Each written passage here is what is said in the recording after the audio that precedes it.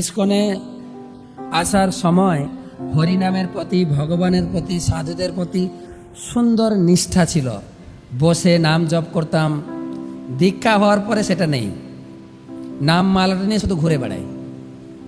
হ্যাঁ, নাম জপ করতে করতে, কি গো প্রভু ভালো আছে, রাম রাম রাম রাম রাম। আমি প্রতিদিন মন্দিরে মঙ্গল আরতির পরে জপ করাই লোককে। যারা নতুন মালা ধরিয়ে দিলে কত একাগ্র সহকারে জপ করে, আর যার হাতে মালা জপ আগে থেকে আছে 2 মিনিটও বসে না, জপ মালাটা নিয়ে শুধু ঘুরবে। তারপরে লোক নিয়ে আসে, দেখাবে, দেখো চৈতন্য মহাপ্রভু জগাই মাদাইকে মারছে, রাম রাম রাম হরে হরে। তো ভালো লাগছে না, রাম রাম রাম রাম। দেখো এখানে মহাপ্রভু বিশ্বরূপ দেখাচ্ছে, রাম রাম রাম রাম রাম। নাম জপ আর গল্প।